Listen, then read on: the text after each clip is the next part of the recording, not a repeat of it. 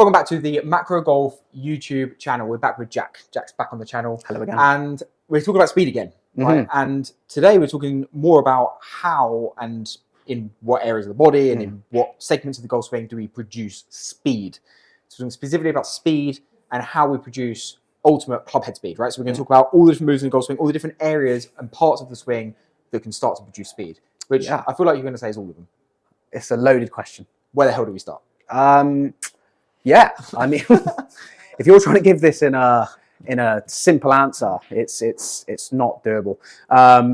This is lots of areas. You've got you've got ground reaction force is one of my favorite ones, for sure. Which I'll speak about. You've got the actual path of your hand. So the arc, the length of the arc is a super important one. Intent's a super important one. Have you got some kind of release pattern? 100%, 100%. You'll have different release patterns between the long drive guys and the guys trying to make it on tour, for sure. And different styles. You've got things like your unloading of your weight, the loading back down into the ground. Yeah, just a lot of stuff. We're going to start trying to pick them off one by one. We're going to try and cover as much as we can. We're going to try and do it concise. In a concise way. Maybe we need to go into separate videos for all these things. I don't know, but let's try and cover some basics. Let's talk about ground reaction force first, okay? Because I think this is one where people lead onto this quite a lot, and it's been getting a lot of attention recently. So, what are some things we can look at in terms of going from the floor? Maybe we go from the floor up. Maybe that makes it a little bit easier in our minds. So let's go from the floor up in terms of how we're starting to generate speed, and then we'll talk about maybe we'll flow it through the body and finish with hands and clubs. So.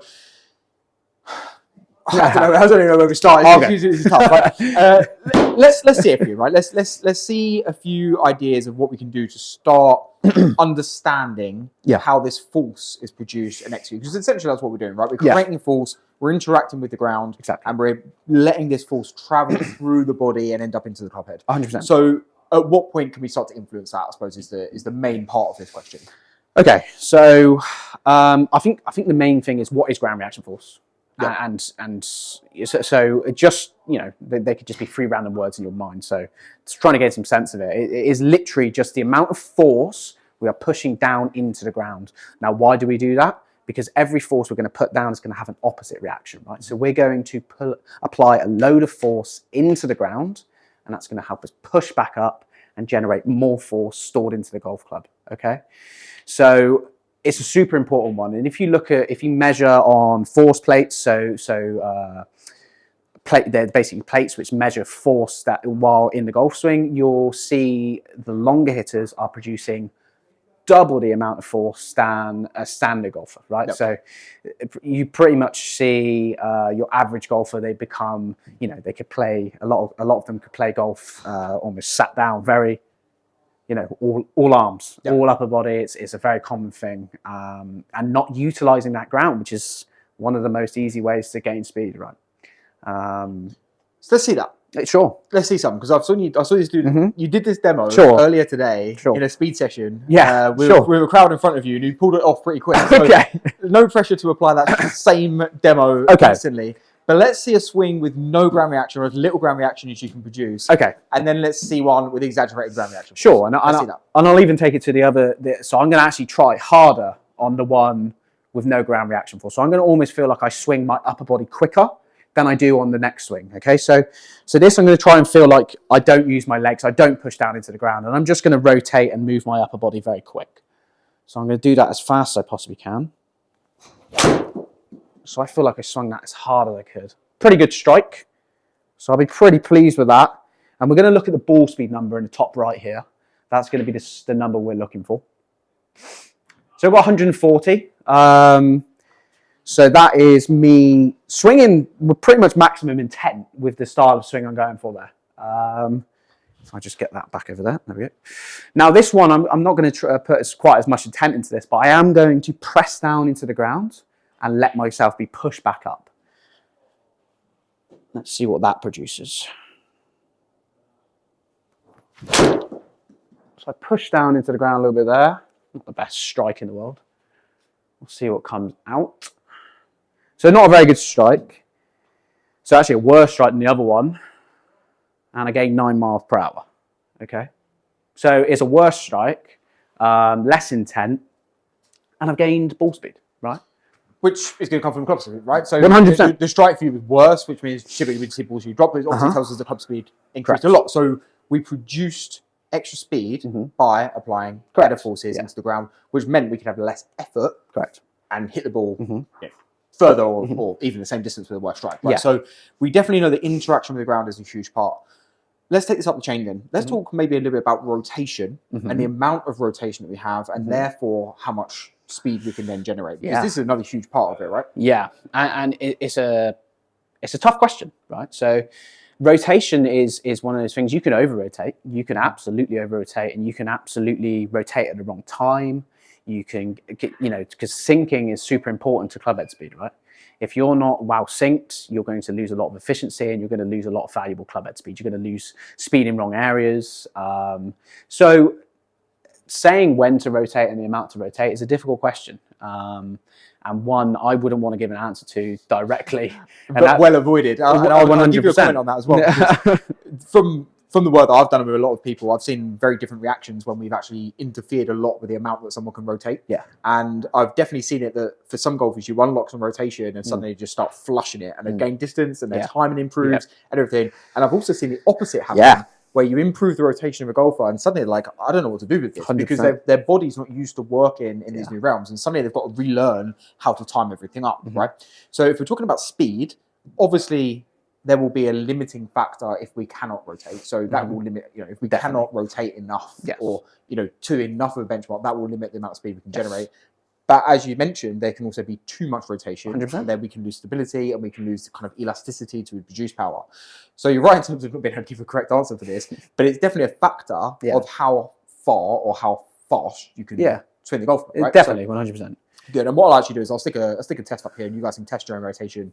And these are pretty low benchmarks for what I would consider the amount of rotation. For example, being able to turn your chest 45 degrees, be able to rotate hips 45 degrees. These are pretty low benchmarks.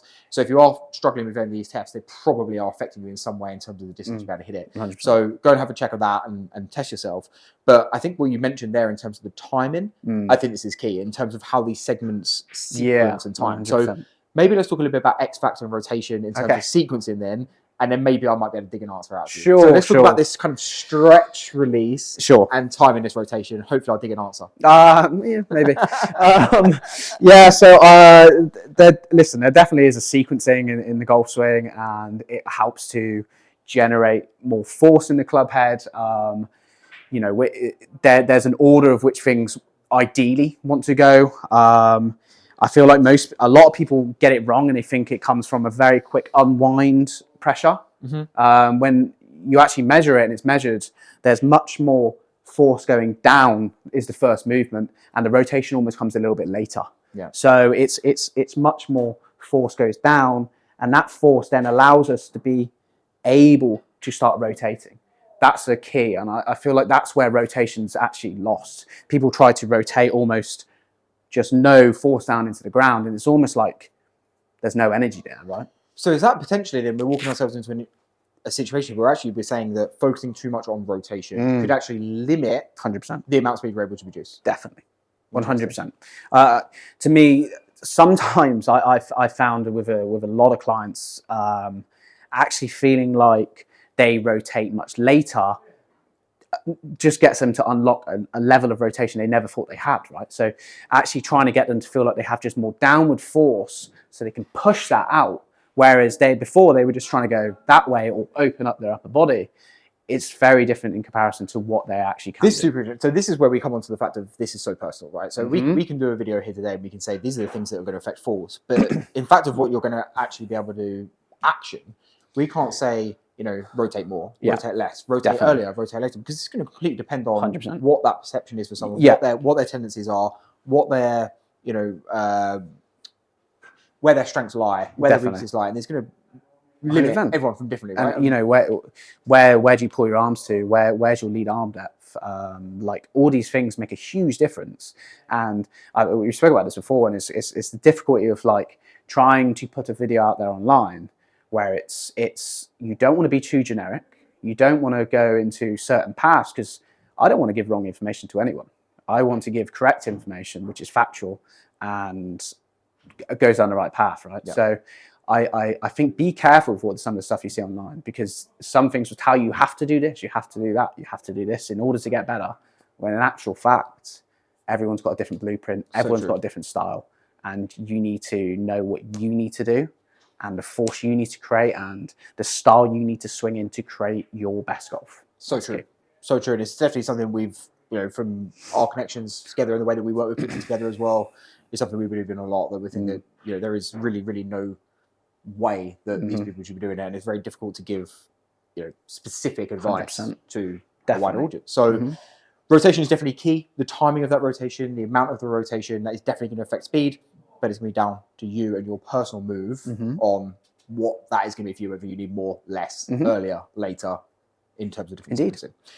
Let's take that into arm then. You mentioned arm depth, you mentioned arm arc position and hand position. Yeah, let's talk a little bit about that. Yeah, I like this one. Okay, so let's talk the actual arc itself. So the reason I mention this, it just in the simplest form, something that travels further will have more speed, right? Yeah. So if I again try to produce a lot of force, but I'm gonna feel like I almost feel a little bit narrow here. So I'm gonna keep everything much tighter together.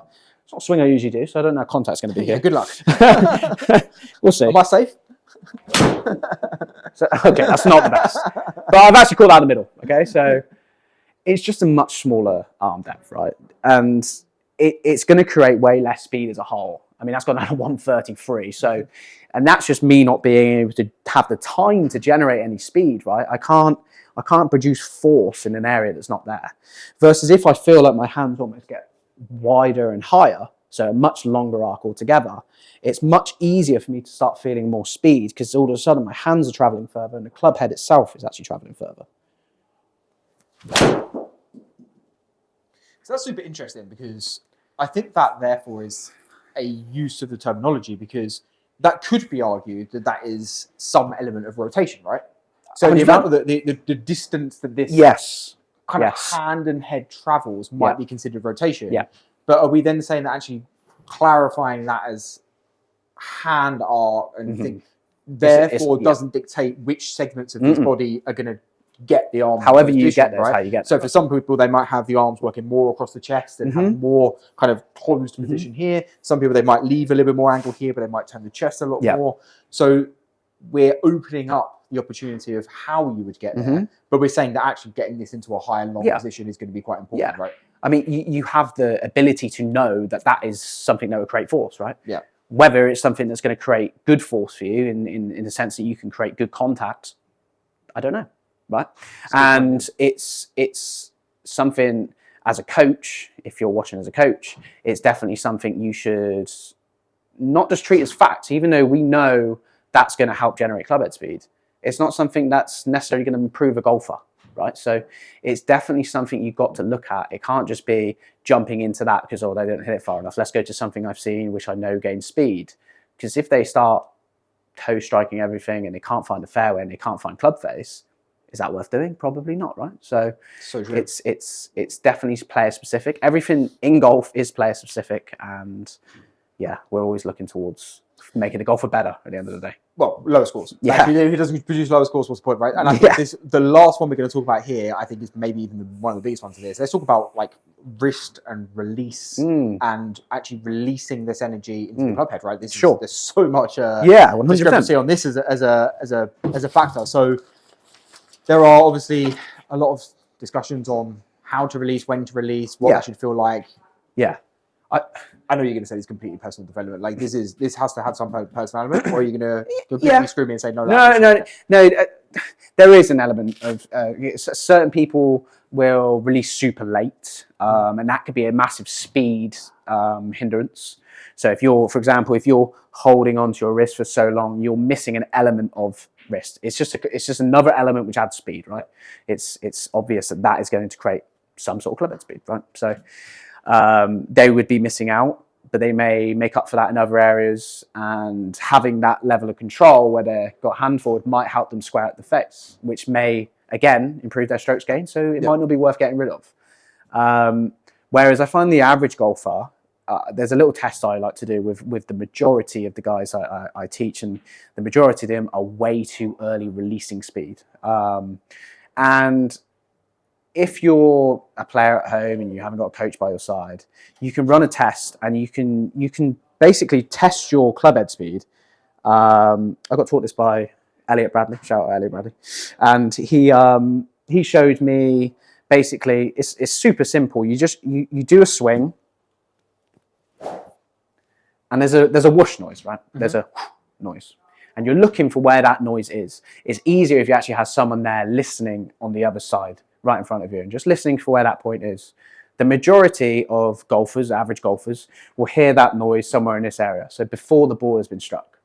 What their goal is to try to move that to after the golf ball or somewhere closer to the golf ball, just trying to get more efficiency of the club head at the golf ball.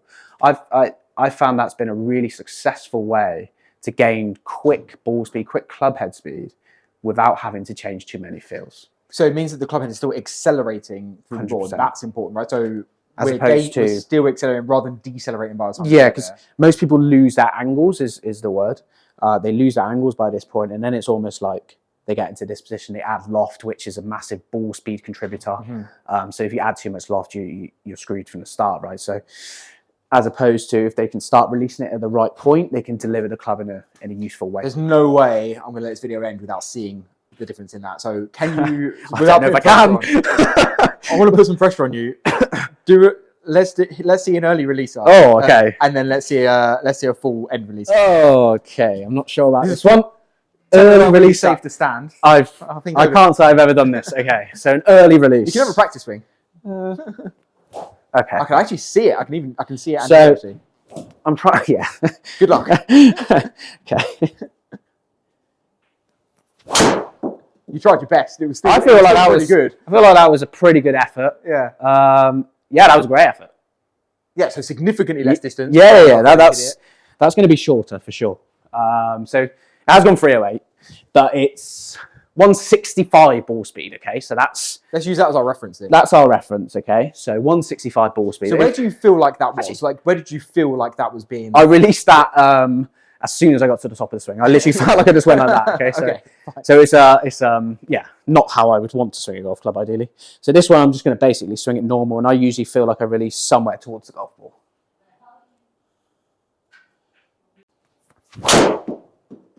Okay, so just felt like I released it a little bit later there. That's a little bit right. You can see straight away the carry change and the overall distance change. What's interesting though is you still were able to hit a decent golf shot. Yeah. With the early release, right? So it just shows that, and that's why this video is so key with the terminology we used here, because this is showing where force is produced and where speed is created from. Yeah. It's not necessarily saying how to hit better golf shots, right? Because you can still hit the ball, as you did. You know, most people would have been happy with that first one, right? I'll take it. Yeah, 100%. Yeah, of course, yeah. So it's not necessarily that we're going to, if we don't get this release right, we're not going to be able to hit it on the fairway. We're going to be missing fairways all over the place. It just shows that speed is created from this release and happening at a time that matches your path, right? Great. So we spoke about ground reaction force. Very, very useful. We spoke about rotation. We spoke about hand arc. We spoke about release. Any other points you want to cover in today? There's a million other factors we know. But I mean, see someone, see a coach, see a well-educated coach who knows what they're talking about is a key. And you know, if you can get someone who specialises in this area a little bit, even better. I mean, if you have the time to go see someone like Lee Cox, that would really help you. I promise you. He's very educated. Steve Furlong, who's a ground reaction force coach, he's great. I'm down here at Cottrell if you're ever interested. I just recommend seeing someone who won't push you down a path because it's a generic reason and very player specific. Yeah, it's my best for sure tip for you. Jack, thanks for coming on again. Really appreciate it, guys. See you in the next video.